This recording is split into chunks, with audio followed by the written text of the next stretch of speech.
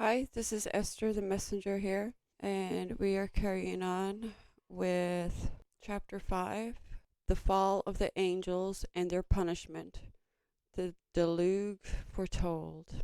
And it came to pass, when the children of men began to multiply on the face of the earth, and daughters were born unto them, that the angels of God saw them on a certain year of this Jubilee, that they were beautiful to look upon. And they took themselves wives of all whom they chose, and they bare unto them sons, and they were giants. And lawlessness increased on the earth, and all flesh corrupted its way, alike men and cattle and beasts and birds and everything that walks on the earth. All of them corrupted their ways and their orders, and they began to devour each other.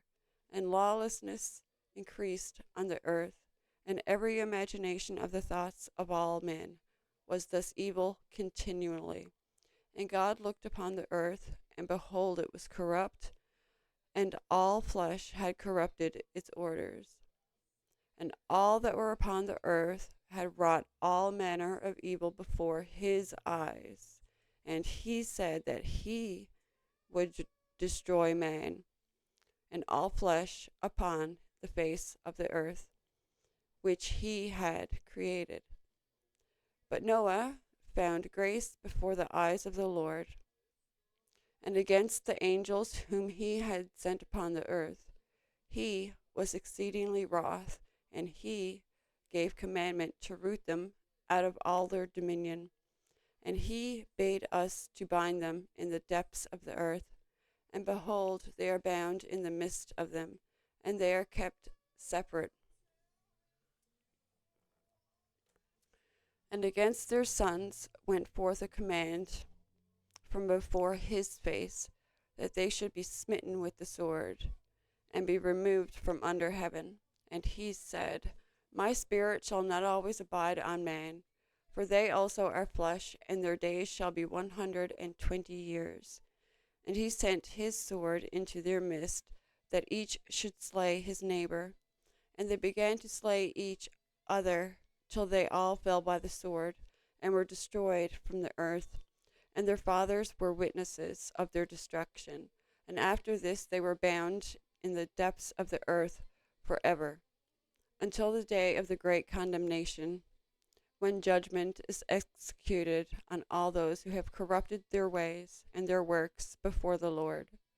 And he destroyed all from their places, and there was not left one of them, whom he judged not according to all their wickedness.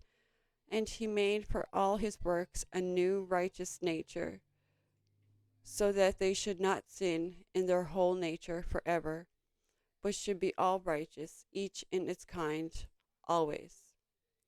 And the judgment of all is ordained and written on the heavenly tablets in righteousness, even the judgment of all who depart from the path which is ordained for them to walk in. And if they walk not therein, judgment is written down for every creature and for every kind. And there is nothing in heaven or on earth, or in light or in the darkness, or in the Sheol, or in the depth, or in the place of darkness, which is not judged. And all their judgments are ordained and written and engraved. In regard to all, he will judge the great according to his greatness, and the small according to his smallness, and each according to his way. He is not one who will regard the person of any, nor he one who will receive gifts, if he says that he will execute judgment on each. If one gave everything that is on the earth, he will not regard the gifts or the person of any, nor accept anything at his hands, for he is a righteous judge. And the children of Israel, it has been written and ordained, if they turn to him in righteousness, he will forgive all their transgressions and pardon all their sins. And it is written and ordained that he will show mercy to all who turn from all their guilt once each year. And as for all those who corrupted their ways and their thoughts before the flood, no man's person was accepted save that of Noah alone. For his person was accepted in behalf of his sons, whom God saved from the waters of the flood on his account. For his heart was righteous in all his ways, according as it was commanded regarding him, and he had not departed from aught that was ordained for him. And the God Lord said that he would destroy everything which was upon the earth, both men and cattle, and beasts and fowls of the air, and that which moveth on the earth. And he commanded Noah to make him an ark, that he might save himself from the waters of the flood. And Noah made the ark in all respects as he commanded him, in the 27th Jubilee of years, in the 5th week, in the 5th year, on the new moon of the 1st month, 13:07 a.m. And he entered the 6th year thereof, 13:08 a.m., in the 2nd month, on the new moon of the 2nd month, till the 16th. And he entered, and all that we brought to him into the ark, and the Lord closed it from without on the 17th evening. And the Lord opened 7 floodgates of heaven, and the months and the mouths of the fountains of the great deep, 7 mouths in number. And the floodgates began to pour down water from the heaven 40 days and 40 nights. And the fountains of the deep also sent up waters, until the whole world was full of water. And the waters increased upon the earth. 15 cubits did the waters rise above all the high mountains. And the ark was lifted up above the earth, and it moved upon the face of the waters. And the water prevailed on the face of the earth 5 months, 150 days. And the ark went and rested on the top of Lubar, one of the mountains of Ararat.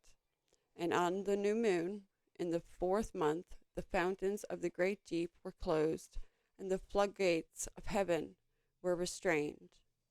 And on the new moon of the 7th month, all the mouths of the abysses of the earth were opened, and water began to descend into the deep below.